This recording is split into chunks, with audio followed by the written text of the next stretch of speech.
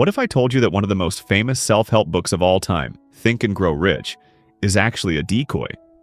A beautifully crafted story about 13 steps to riches, written to conceal a truth that is far simpler, more powerful, and for some, more dangerous. A truth that Andrew Carnegie, then the richest man in the world, revealed to Napoleon Hill on one condition: that he must hide it within the stories, so that only those with a true burning desire could find it for themselves. For nearly a century, millions have read that book. Very few have actually become rich. Why? Because they read the stories, but they were never given the key to decode them. You see, Carnegie didn't share a philosophy. He revealed a protocol, a precise sequence of mental commands designed to overwrite the poverty software that society installs in all of us and replace it with the wealth acquisition operating system used by the ultra-successful. This isn't about positive thinking. This is about the deliberate programming of the most powerful reality-generating machine in the universe: your brain. The pages you're about to read are not for everyone. They are not for the casually curious. They are for those who, in the quiet moments late at night, have that nagging, unshakable feeling that they were meant for more. That there's a rule to the game they were never told. If you are one of them, then your presence here is not an accident. The following chapters are not chapters. They are decryption keys. Each one will unlock a specific sequence of the protocol and begin installing it directly into your subconscious mind. You will not just learn these principles, you will become them. My warning is simple. Once this protocol is activated, you will be unable to see the world in the same way again. You will begin to see opportunities where you once saw obstacles. They will become so obvious that you'll wonder how you ever missed them. The only question left is, are you ready to stop reading and start decoding? If the answer is yes, turn the page. The protocol is waiting. Chapter 1. The Ignition Key. Activating the one desire that unlocks everything. Most people believe the first step toward wealth is to set a goal. They are wrong. A goal is a map. A map is a fine and useful thing, but it is utterly worthless if the car has no engine. And an engine is just a block of silent, cold metal without the key to turn it over and ignite the fuel. This chapter is not about your destination. It is about forging the ignition key. The universe is not a charity. It does not grant wishes to those who passively hope for a better life. A wish is a diffuse, powerless thing like holding a magnifying glass loosely under the sun. The light passes through, but nothing happens. It is only when you focus that light into a single, unwavering, white-hot point that the paper beneath it bursts into flame. A mere wish is scattered sunlight. A burning desire, focused and absolute, is the ignition point of all achievement. What follows is not a motivational exercise. It is the first sequence of the Carnegie Protocol. It is a technology for focusing your mental and emotional energy into a laser so powerful it can burn a new reality into existence. Do not treat this lightly.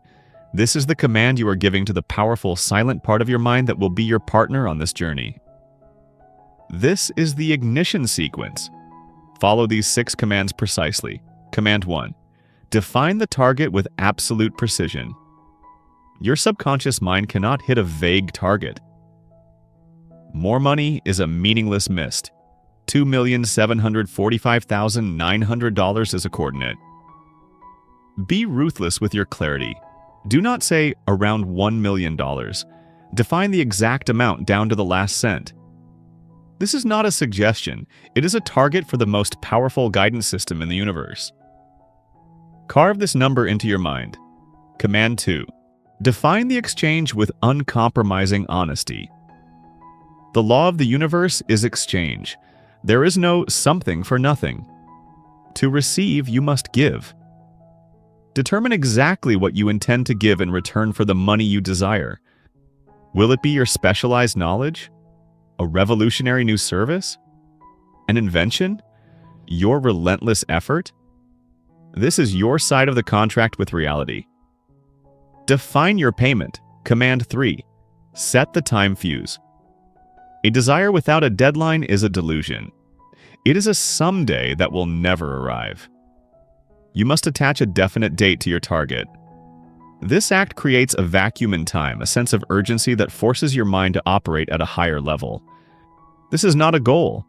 It is an imperative with a ticking clock. Command 4. Draft the initial battle plan. A desire without a plan is a hallucination.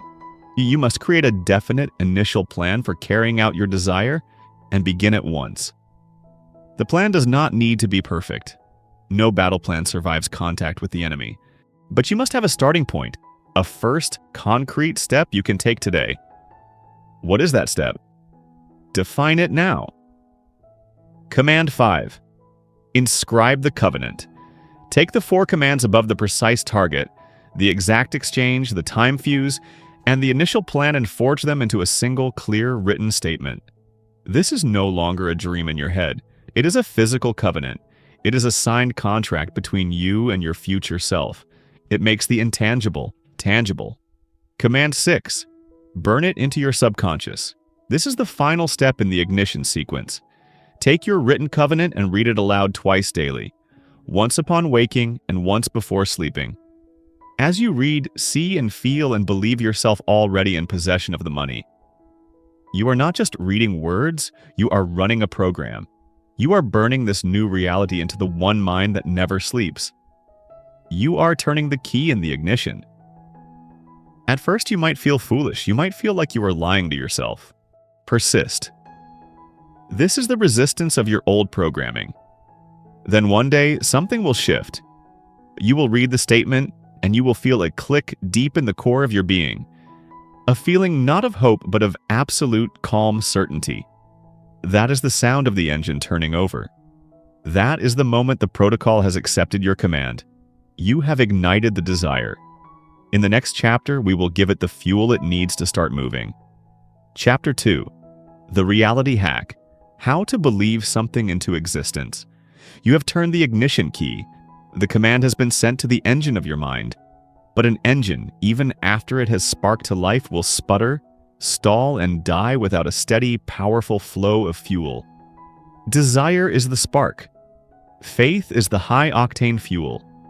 Let us be perfectly clear. When the Carnegie Protocol speaks of faith, it is not referring to religious dogma or blind, passive hope. In this system, faith is a scientific, psychological tool. It is the deliberate cultivation of absolute certainty. It is a reality hack, a method for convincing the deepest, most powerful part of your mind that a future event is already an accomplished fact. The mechanism is simple. Your subconscious mind, the silent, powerful entity we will explore later, cannot tell the difference between a vividly imagined experience and a real one. It does not understand jokes or doubt. It only understands commands that are saturated with powerful emotion.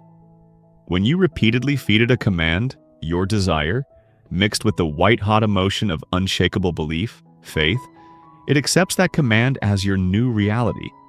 It then immediately goes to work, altering your perception, heightening your intuition, and subtly guiding your actions to align with that reality. It begins to filter the world around you, making the people, ideas, and opportunities that match your belief system appear with stunning frequency, while the doubts and obstacles that once seemed so large become invisible. You do not get faith, you build it. What follows is the second sequence of the protocol, the certainty engine. This is how you manufacture the fuel of belief. The certainty engine has 2 critical components. Component 1, the emotional catalyst. Your subconscious does not speak in words. It speaks in the language of images and pure feeling. Reading your covenant from the last chapter is not enough. You must attach a powerful emotional charge to it. When you read your statement, you must become the person who has already achieved it. What does the freedom you desire feel like in your body? What is the feeling of relief, of power, of gratitude that washes over you now that the money is yours? You must learn to generate this emotional state on command. This feeling is the catalyst. It is the chemical that transforms the thought form of your desire into a living, breathing reality in your mind. Practice feeling it fully and completely for 60 seconds each time you read your covenant. Component 2, the logical reinforcement. While your subconscious is being programmed with feeling, your conscious, logical mind will fight back with an army of doubts. You must systematically starve this army. You do this by gathering evidence. Tonight, begin a proof journal. Every single day, your only task is to write down one small piece of proof, no matter how insignificant it seems, that you are moving toward your destination. Did you read an article that gave you a new idea? That is proof of progress. Did you skip a wasteful purchase and save that money for your asset column? That is proof of discipline. Did a potential contact cross your path? That is proof of opportunity. You are training your logical mind to see the evidence of the path while you are training your subconscious mind to feel the certainty of the destination. This is the process that makes failure irrelevant. When you are running the certainty engine, a setback is no longer a reason to quit. It is simply a data point. A no from a potential client is not a rejection of you. It is a signal to refine your approach. Your faith is not in your current plans can and will change. Your faith is in the inevitability of the outcome. This distinction is the difference between amateurs and masters. The click of the ignition sequence was the engine turning over. As you engage the certainty engine daily, you will begin to hear a new sound. At first, it will be a low hum. Then, as your belief solidifies, it will grow into a steady, powerful roar. That is the sound of your desire, now supercharged with the fuel of absolute faith. It is the sound of your mental machinery beginning to pull your future into your present. In the next chapter, we will learn how to give that roaring engine a specific set of instructions, using the private language of your most powerful partner. Chapter 3. The Silent Partner. Planting an idea in the one mind that never sleeps. You have an invisible business partner. This partner works for you 24 hours a day, 7 days a week. It never sleeps, never takes a vacation, and has direct access to a level of creative intelligence and problem-solving power that your conscious mind cannot possibly comprehend. This partner is your subconscious mind. Until now, you have been a terrible boss. You have neglected this powerful partnership. Worse, you have allowed the random, fearful, and cynical thoughts from the outside world to become its primary set of instructions. You have unintentionally been commanding it to create a life of mediocrity and struggle. Today, that ends. To utilize the Carnegie Protocol, you must first understand the 3 rules of engagement with your silent partner. Rule 1. It is a servant, not a master. Your subconscious mind does not judge. It does not distinguish between a good command and a bad one, a positive one or a negative one. It is a profoundly powerful and utterly impersonal servant. It will work just as tirelessly to manifest poverty and failure as it will to manifest wealth and success. It only and always acts upon the clearest, most emotionally charged instructions it is given. Rule 2. It speaks in the language of feeling. Your silent partner does not respond to dry logic or casual requests. Its native language is emotion. A thought by itself is a whisper. A thought combined with the white-hot feeling of faith is a direct, undeniable order. Rule 3. It demands repetition. The old poverty software from your upbringing and environment is deeply embedded. A single command is not enough to overwrite it. You must run the new program consistently, relentlessly, and with absolute conviction until it becomes your mind's new default operating system. You cannot speak to your silent partner with your outer voice. You must broadcast your commands directly into its control room. This is the 3rd sequence of the protocol. The broadcast. This is the technical procedure for planting your desire so deeply into your subconscious that it has no choice but to act upon it. Step 1. Find a state of receptivity. The moments just after waking and just before falling asleep are the golden hours for this work. In these liminal states, the noisy barrier between your conscious and subconscious mind is at its thinnest. Find a quiet place where you will not be disturbed. Step 2. Assume the feeling state first. Before you utter a single word, close your eyes. Recall the emotional catalyst from the last chapter. Generate the powerful feeling of your wish already fulfilled. Do not hope for it. Feel it as a present reality. This feeling is the carrier wave for your broadcast. Without this wave, your words are just static that will never reach their destination. Step 3. Transmit the command. While holding that feeling state, take out your written covenant from Chapter 1. Read it aloud. Do not just recite the words from memory. Infuse each word with the emotion you have generated. You are not asking. You are not wishing. You are issuing a command. You are reporting a fact that has already been accomplished in the non-physical realm and is now simply awaiting its physical manifestation. Step 4. Listen in the silence. After you have transmitted the command, remain perfectly still and silent for at least 1 minute. Your silent partner often communicates back, not in booming words, but in the form of a sudden, brilliant idea, an intuitive urge to call someone, or a flash of insight that solves a problem you've been struggling with. Learn to be quiet enough to hear these transmissions. A final, critical warning. Your subconscious mind is always listening. If you are not actively and deliberately broadcasting commands of desire and faith, it will passively absorb the stray signals from your environment. The fearful news report, the cynical comment from a coworker, your own fleeting moments of self-doubt. If you do not program your mind, it will be programmed for you. You have ignited the engine with desire. You have filled its tank with the fuel of faith. The broadcast is the act of putting your foot on the accelerator and steering your mind in a definite direction. When you perform this sequence daily, you are no longer a passenger. You are the pilot. You will begin to feel the deep, quiet hum of this great mental machine working for you, day and night, silently rearranging your reality to match your command. In the next chapter, we will discuss the specific type of information this powerful engine requires to build your fortune. Chapter 4. The Fatal Knowledge Gap. Why 99% of smart people stay broke. You have been told a lie your entire life. It is a lie taught in the finest schools and repeated with the best of intentions by loving parents. The lie is this: knowledge is power. This is perhaps the most dangerous half-truth ever spoken. Knowledge is not power, it is only potential power. It is a loaded weapon with no one to pull the trigger. This misunderstanding is the fatal gap in which the ambitions of most intelligent, well-educated people fall to their death. Think of it this way. General knowledge is like having a garage filled with the highest quality, unassembled car parts. You might have the most powerful engine block, the most advanced transmission, the most durable tires. You can proudly point to the pile and say, "I have a car," but you cannot drive it. It will take you nowhere.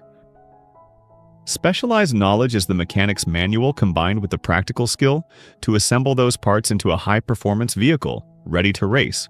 The world is full of people who spend their lives accumulating parts. They collect degrees, facts, and theories. They are masters of what? They can recite history, explain complex science, and debate philosophy. But they are fatally ignorant of how to apply. They die in that garage, surrounded by priceless, useless parts. The world does not pay you for the facts you know. It pays you for what you can do with what you know to solve a problem for someone else. Your subconscious engine is now running, fueled by desire and faith, but an engine, no matter how powerful, is useless without a skilled driver who has a roadmap. The fourth sequence of the protocol is the acquisition mandate, how to acquire the exact knowledge that creates fortunes. There are 3 commands in this mandate. 1. Commandment 1. Identify your vehicle. You cannot become an expert in everything. You must first decide on your primary vehicle for wealth creation. Will it be real estate? The stock market? Starting and selling a specific type of business? E-commerce? Choose your field. This decision will be the focusing lens for all your future learning. Without this focus, you will wander aimlessly in the great library of general knowledge. Second Commandment 2. Acquire the manual relentlessly. Your formal education, if you had any, was only the admission ticket. Your real education starts now. You must become a fanatic, a lifelong student of your chosen vehicle. Read every book, attend every seminar, listen to every podcast, find the masters in your field and absorb their thinking. Your goal is to know more about the practical application of knowledge in your chosen niche than anyone else. This is your ultimate competitive advantage. Third commandment. 3. Organize and apply. This is the command that bridges the fatal gap. Knowledge once acquired must be organized into a practical plan and immediately applied. Ask yourself constantly, how can I use this information to create value? How can this fact be turned into a service that solves a specific pain point? How can this idea be assembled into a product people will gladly pay for? Your bank account will always be a direct reflection of the value you create through the application of your specialized knowledge. You might be thinking, but I don't have time to become an expert in all this. That thought is a trap. Andrew Carnegie knew very little about the technical process of making steel. He didn't need to. He acquired that knowledge by surrounding himself with men who did. You do not need to hold all the necessary knowledge in your own head. You can and should acquire it by forming a strategic alliance with others who possess the skills and experience you lack. This is the mastermind principle, a core component of the protocol we will decode later. The fatal gap is the vast, empty space between knowing and doing. The 99% live their lives as spectators in the library, endlessly polishing their parts. The Carnegie Protocol demands that you get out of the library and into the garage. It demands you get your hands dirty, assemble the machine, and learn to drive it. Your desire is the destination. Your faith is the fuel. Your specialized knowledge is the skill you use to navigate the road. In the next chapter, we will enter the workshop where the vehicle itself is first conceived, the limitless realm of your imagination. Chapter 5. The Invisible Workshop. Forging your fortune before you spend a dime. Every towering skyscraper, every revolutionary technology, every great fortune began its life in the exact same place. It was not in a bank vault, a research lab, or a factory. It was in the silent, invisible workshop of a single human mind. Your imagination is not a playground for idle daydreams. It is a state-of-the-art manufacturing plant where the raw material of thought is forged into the reality of circumstance. Until now, you have likely let this incredible facility run wild, producing a chaotic mix of worry, fantasy, and fleeting wishes. From this moment on, you will take control of the factory floor. The Carnegie Protocol recognizes 2 primary divisions within this workshop. Division 1. The Assembly Line, Synthetic Imagination. This is the division that works with existing materials. It takes the specialized knowledge you are acquiring, your past experiences, observations, and the ideas of others, and it rearranges them into new and powerful combinations. This is where you can take a marketing strategy from the car industry and apply it to real estate. It's where you can combine a software concept with a physical product to create something entirely new. The assembly line doesn't invent, it innovates. It is the primary engine of practical problem solving. Division 2. The Research and Development Lab, Creative Imagination. This is the restricted skunkworks area of your workshop. This is where true breakthroughs occur. The R&D lab has a direct, secure connection to what Napoleon Hill called infinite intelligence, the universal field of ideas. It is the source of hunches, flashes of inspiration, and solutions that seem to come from out of nowhere. This lab does not activate on command. It only comes online when your mind is vibrating at a peak frequency, supercharged by your burning desire and absolute faith. Amateurs rush into the real world with a half-formed idea and hope for the best. Professionals build, test, and perfect their ventures countless times in the workshop before risking a single dollar of capital. The 5th sequence of the protocol is the simulation mandate.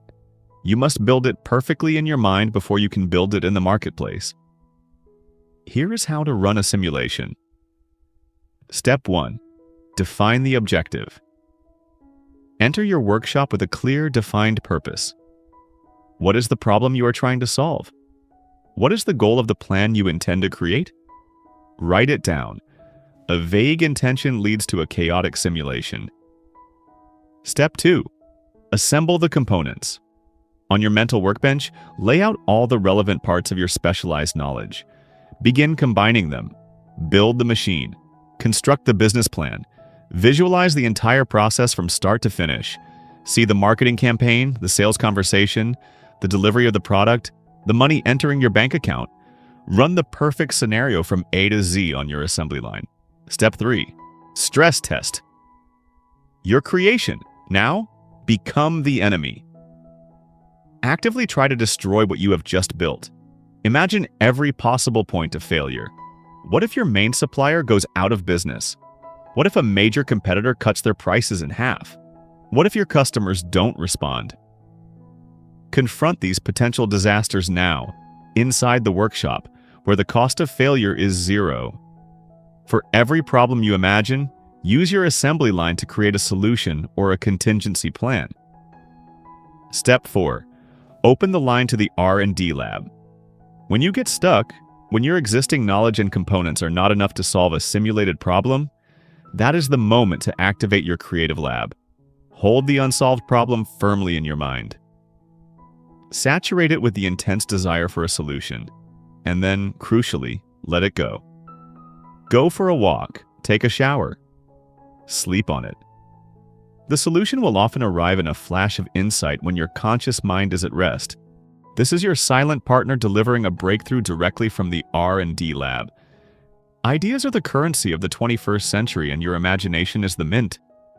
Your invisible workshop is the greenhouse where the seedlings of fortune are cultivated and strengthened until they are robust enough to be planted in the physical world. A fortune is never built by accident. It is always forged first in the fires of a disciplined imagination. The plan you create here will become the architect's blueprint we will discuss in the next chapter. Enter your workshop. The tools are waiting. Chapter 6. The Architect's Blueprint, turning an invisible idea into a physical reality. An idea, no matter how brilliant, forged in the fires of your imagination, is a ghost. It is a powerless, beautiful phantom until it is given a body of action and a skeleton of strategy. Your organized plan. Your architect's blueprint is the critical bridge that allows the powerful ghost of your desire to cross over from the invisible world of thought into the physical world of results. Without this bridge, your idea will remain a ghost forever, haunting you with the specter of what might have been. The amateur, the lone wolf, believes they must create this blueprint in secret. They hoard their idea, terrified someone might steal it. This is a fatal error. No single mind possesses all the experience, skill, and perspective necessary to create a flawless plan. The Carnegie Protocol does not permit solo missions into the complex world of high achievement. It demands an alliance. A fortune is not a solo performance. It is a symphony. The 6th sequence of the protocol is the alliance mandate. You must crystallize your imagined idea into a practical plan through the combined brainpower of a strategic alliance. Here are the steps of the architect. Step 1. Assemble your cabinet. Before you lay the first line of your blueprint, you must assemble your team of advisors. Who possesses the specialized knowledge that you lack? You may need a sharp lawyer, a creative accountant, a marketing genius, or a technical expert. This is your personal cabinet, your mastermind alliance. You bring the white-hot burning desire and the core vision. They provide the practical, specialized knowledge to protect you from dangers you cannot see and to build the structure correctly. Step 2. Define the value exchange. This is not about asking for favors. A successful alliance is always built on a foundation of mutual benefit. Before you approach a single person, you must be crystal clear on what you intend to offer in return for their time and expertise. Will you pay for their services? Offer a percentage of the profits? Provide your own unique skills to their ventures in a direct trade? Approach them with a clear professional offer of a win-win partnership. Step 3. Draft the blueprint. With your alliance, you now draft the plan. It must be written down. It must be detailed. An idea in your head is a suggestion. A plan on paper is a command. Your blueprint must answer these questions with military precision. What is the definite, immediate first action I can take? What are the daily actions required to maintain momentum? What are the key milestones and their deadlines? Who on my team is responsible for each specific task? Step 4. Obey the law of temporary defeat. This is the most critical step. This is the great filter that separates the winners from the legions of the defeated. Your first blueprint will almost certainly have flaws. You will encounter obstacles, market shifts, and unforeseen problems. The amateur calls this failure and quits. The master calls it feedback. Andrew Carnegie, Henry Ford, Thomas Edison. Every one of them saw their initial plans crumble to dust, sometimes dozens of times. They did not see this as failure. They understood the law of temporary defeat. They knew it was simply the universe showing them a weakness in their blueprint. They did not quit on their desire. They simply returned to the workshop, analyzed the feedback, and with their alliance, drew up a new, stronger, and more intelligent blueprint. A winner never quits. A quitter never wins. When one plan fails, replace it with another. Your blueprint is your map to the treasure. Without it, you are simply a wanderer.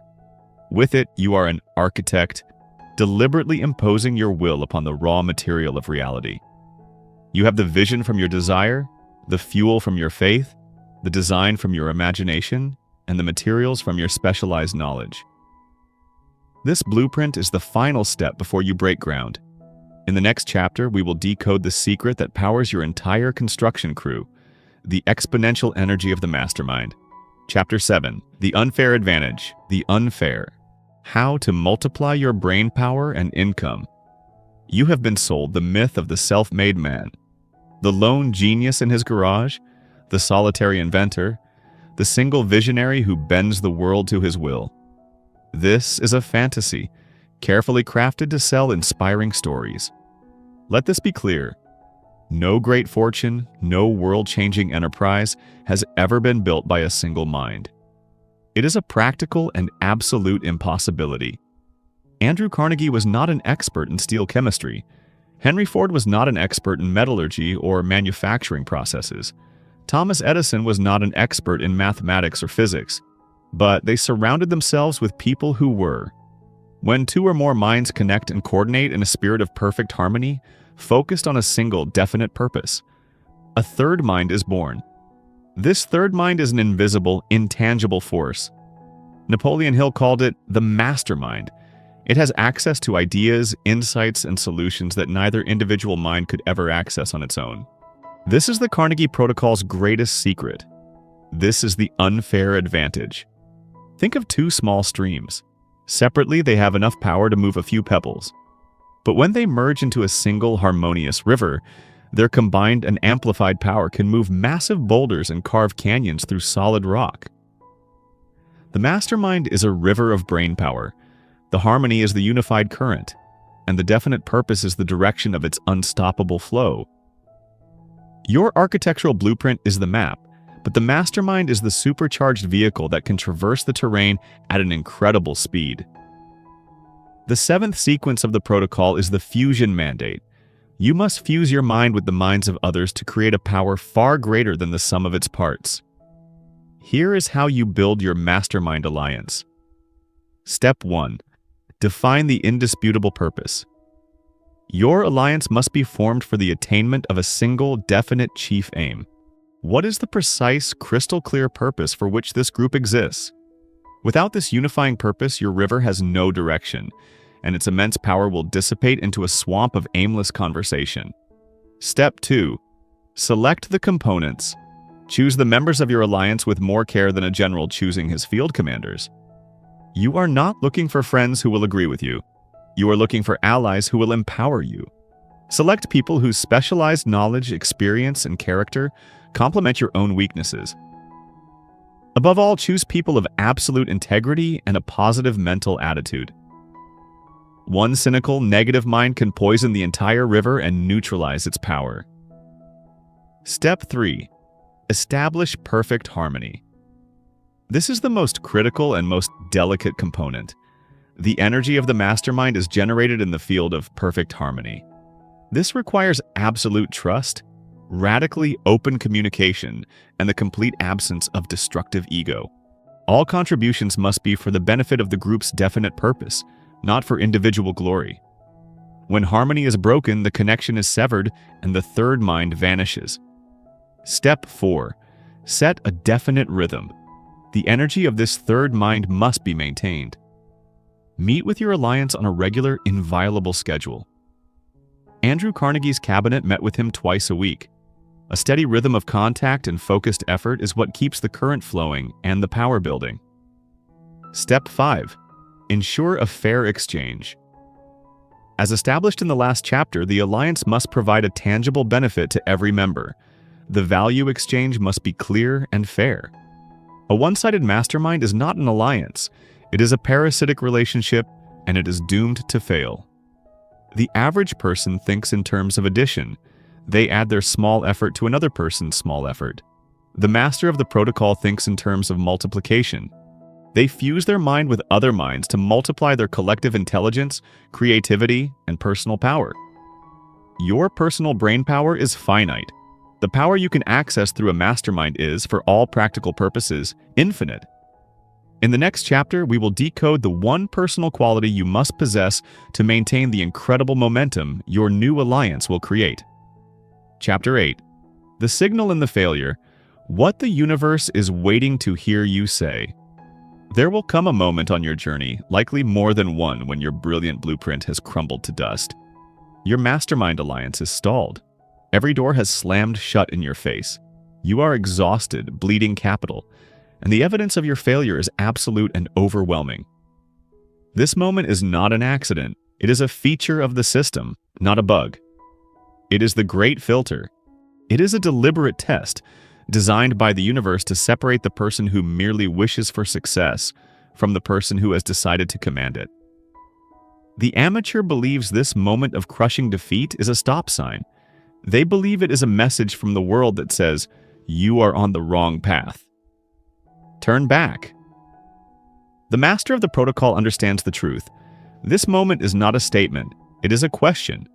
Your subconscious mind, the universe, infinite intelligence, whatever you choose to call it, is testing the integrity of your desire. It is asking you, how badly do you really want this? Is this a passing fantasy, or is your decision final? Your persistence is the answer. It is the only answer it will accept. There is a legendary story of a man named R.U. Darby who got caught by the Great Filter.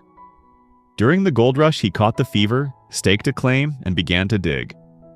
After weeks of labor, his crew struck a vein of shining ore. He needed machinery to bring it to the surface, so he covered up the mine, went back home, and raised the money from his friends and relatives.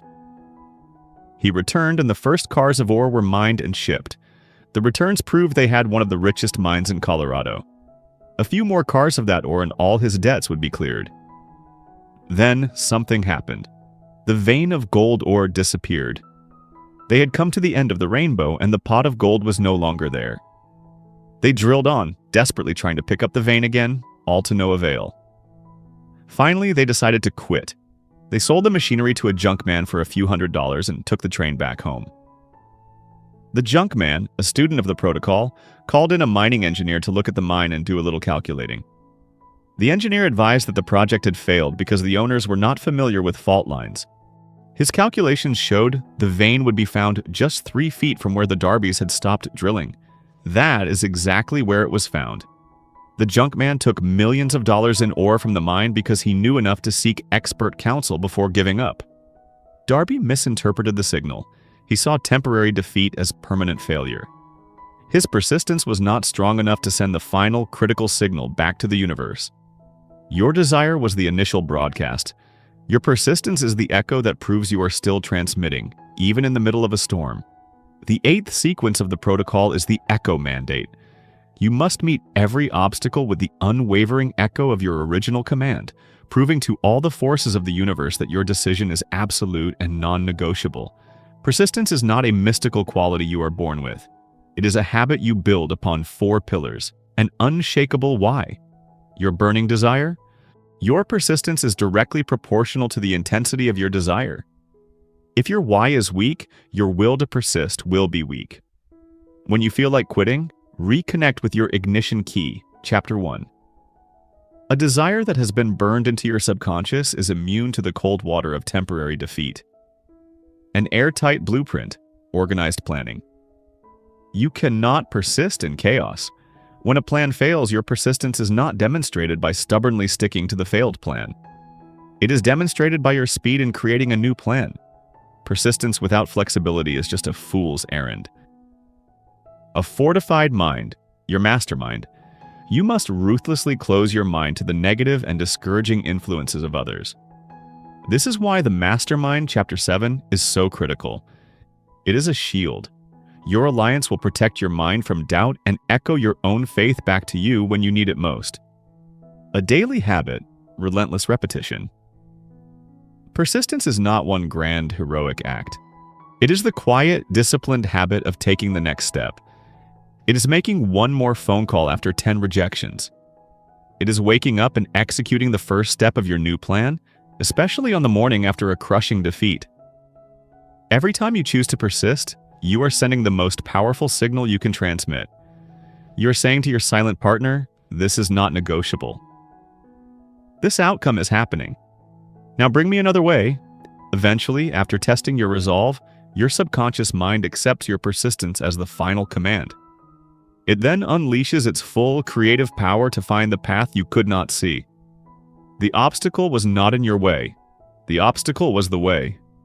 It was the final test before the gates of the treasure vault swing open. Chapter 9. The 6 Saboteurs, exposing the invisible ghosts that steal your wealth. You have your blueprint. You have your alliance. You have the unstoppable engine of persistence. You are standing at the threshold of the treasure vault, ready for the final push. But the most dangerous enemy is not the competition, the market, or a lack of capital. The most dangerous enemy has been with you your entire life. It is already inside your camp. They are the 6 Saboteurs' invisible ghosts of fear that whisper poisonous lies in your ear.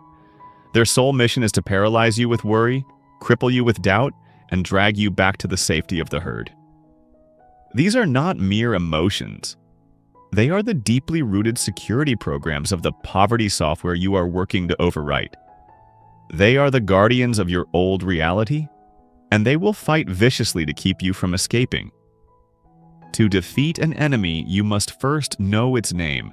You must drag it from the dark shadows of your subconscious into the harsh, revealing light of your awareness.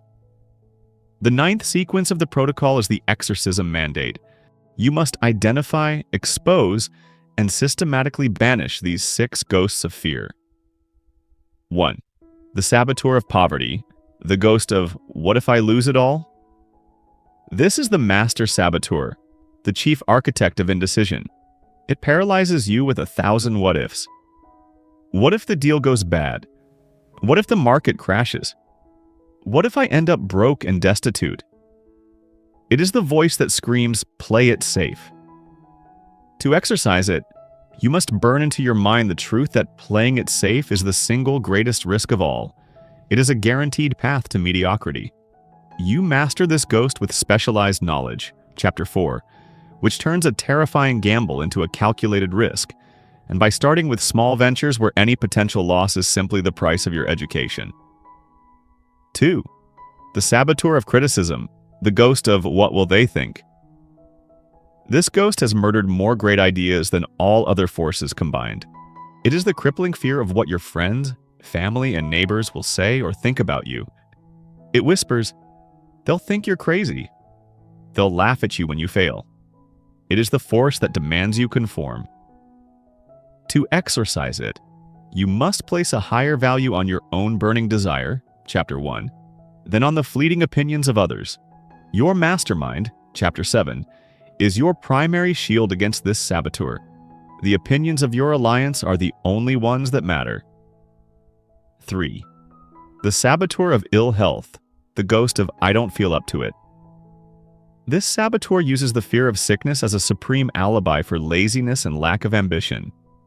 It whispers that you don't have the energy, that the stress will make you sick, that you should rest and take it easy. It creates endless worry about your health as an excuse for inaction. To exercise it, you must understand the unbreakable link between a powerful mind and a vital body. A mind filled with a burning desire and faith, Chapter 2, creates a body charged with energy. Action is the ultimate cure for this ghost's whispers. 4.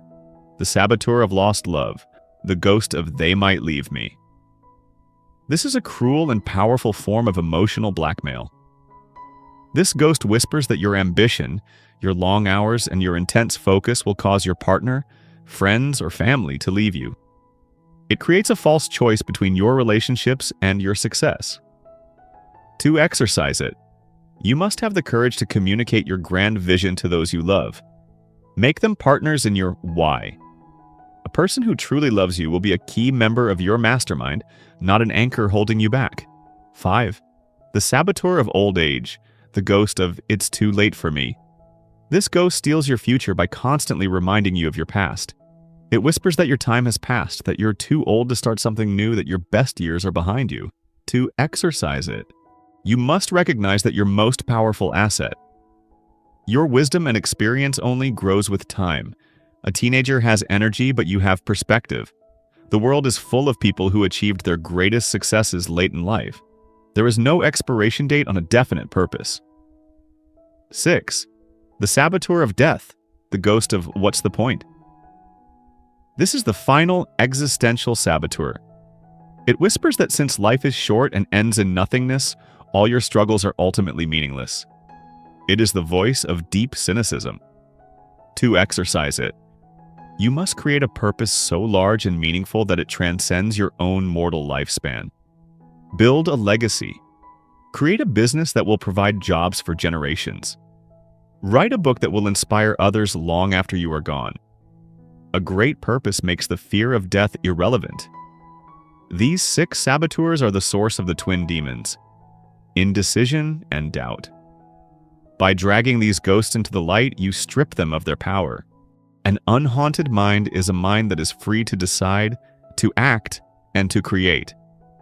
With these saboteurs banished, your mind is finally prepared for the last and most powerful sequence of the Carnegie Protocol. Chapter 10, the final protocol, receiving the ideas that fortunes are built on you, have come to the final stage. You have forged the ignition key of desire and filled the tank with the fuel of faith. You have learned to broadcast commands to your silent partner. You have acquired the specialized knowledge, designed the blueprint in your invisible workshop, and assembled your mastermind alliance. You have mastered the art of persistence and have exercised the 6 ghosts of fear. You have built a magnificent, powerful, and intricate mental machine. The final protocol is not about adding another part to this machine. No, it is about learning to listen to the new, powerful signals the machine is now capable of receiving. This final sequence is the activation of your 6th sense. Do not be alarmed by the term. This is not a mystical power available only to a chosen few. It is the natural, emergent property of a mind that is operating in a state of perfect harmony, with all its faculties aligned toward a single burning purpose. It is the apex of the Carnegie Protocol. Think of your mind as a sophisticated radio receiver. For most of your life, that radio has been filled with static. The crackling noise of fear, the hiss of doubt, the distracting chatter of criticism and indecision. It has been tuned by default to the low-energy frequency of the masses, broadcasting a non-stop program of limitation and scarcity. The entire protocol you have just learned is a systematic process for doing 2 things: eliminating the static by banishing the 6 saboteurs, deliberately retuning your receiver to the high-energy frequency of abundance, opportunity, and infinite intelligence. The 6th sense is simply the experience of receiving a clear, uninterrupted broadcast on this new frequency. These transmissions do not arrive with a flash of lightning or a voice from the heavens. They are subtle.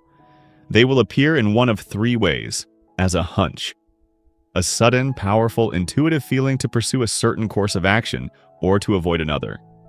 Your logical mind may not have enough data to support it, but you will feel a deep, calm certainty about the decision. This is your silent partner, now connected to a greater field of information, giving you a warning or a green light. As a flash of inspiration, an idea that appears in your mind from out of nowhere, often when you are relaxed and not thinking about the problem, it will be a perfect, elegant solution to a complex challenge you have been wrestling with.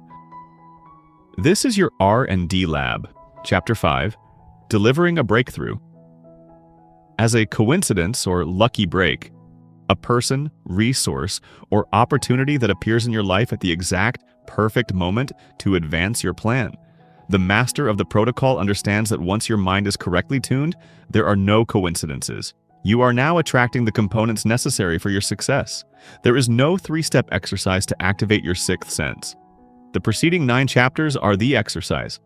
This final faculty is the reward for your discipline. It is the capstone on the pyramid you have so carefully built. Your only job is to master the first 9 principles, and this 10th faculty will awaken on its own, as surely as the sun rises. The true power of the sixth sense is that it grants you the wisdom to make swift, accurate decisions. While others are paralyzed by fear and analysis paralysis, you will be able to see the correct path and act with a quiet confidence, guided by this finely tuned intuition. You now have the complete Carnegie protocol. It is a perfect self-reinforcing loop. Your desire tunes the frequency, your faith holds the signal steady, your mastermind amplifies its power, your victory over fear eliminates the static, and your sixth sense is the clear, creative, and profitable broadcast you now receive. You are no longer a seeker of fortune. You have become a channel through which the very ideas that create fortunes can flow into the world. Your mind is no longer a prison of your past conditioning. It is an antenna pointed toward the infinite. Listen closely, the broadcast has already begun.